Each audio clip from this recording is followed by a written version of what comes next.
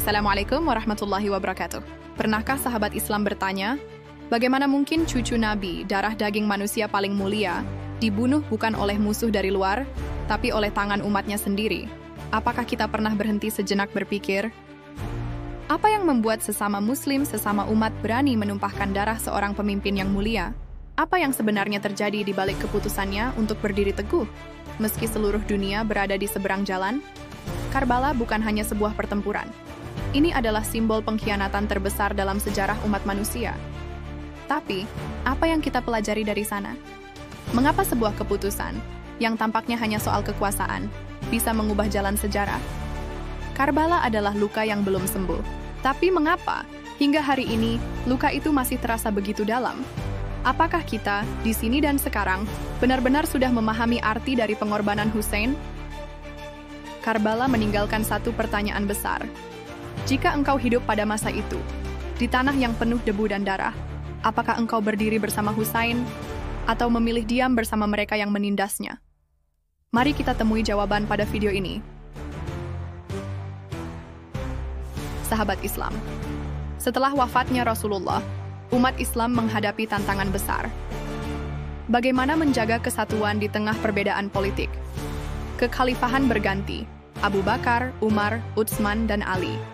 Tapi mulai masa Utsman, gejolak mulai terasa. Fitnah pertama meletus. Darah sesama muslim mulai tertumpah.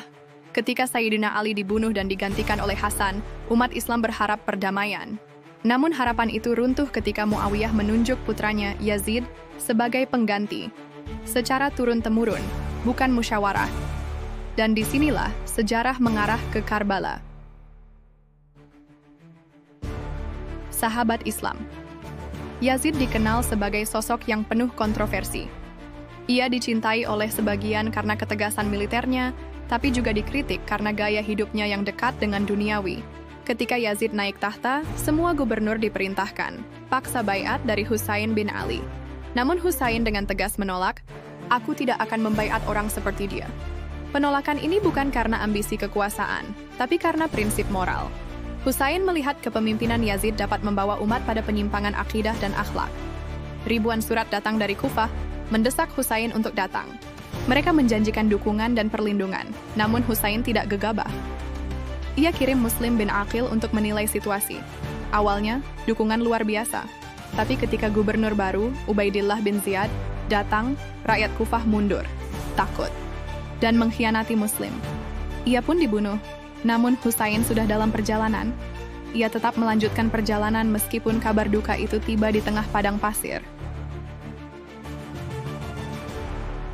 Sahabat Islam, tepat pada 2 Muharram 61 Hijriah, Husain tiba di Karbala. Yang datang menemuinya bukan penyambutan, tapi pasukan musuh.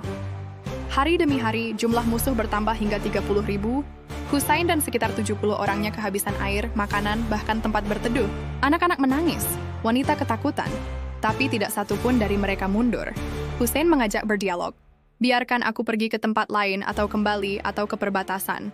Namun musuh hanya mau satu, baiat kepada Yazid.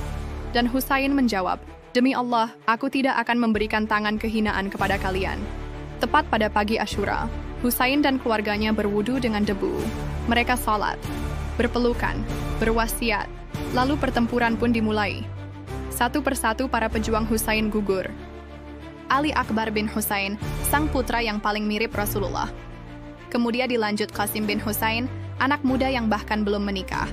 Dan Abbas bin Husain, pembawa air yang tangannya terputus. Hingga akhirnya, Husain bin Ali berdiri sendiri.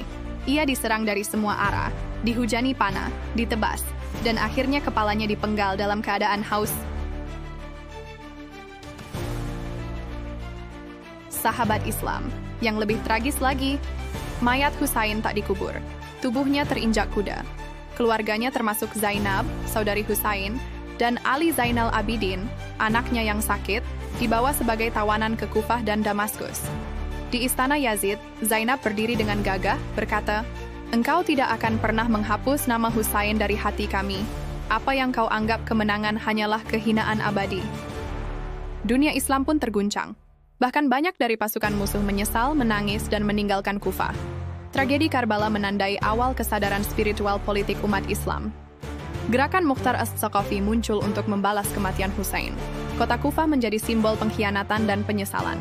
Bahkan dalam sejarah Sunni, tragedi ini diabadikan oleh Ibnu Katsir, Suyuti, dan Az-Zahabi dengan kutukan keras terhadap pelaku pembantaian. Karbala bukan sekadar peristiwa. Ia menjadi energi moral bagi banyak generasi untuk melawan tirani, bahkan hingga hari ini. Sahabat Islam, kisah ini mengajarkan kita bahwa kemenangan bukan selalu di medan perang, tapi dalam mempertahankan prinsip, meski sendirian. Maka pertanyaannya adalah, jika engkau hidup saat itu, apakah engkau berdiri bersama Husain atau diam bersama musuhnya? Semoga kita selalu istiqomah dalam kebenaran. Amin ya rabbal alamin. Wassalamualaikum warahmatullahi wabarakatuh.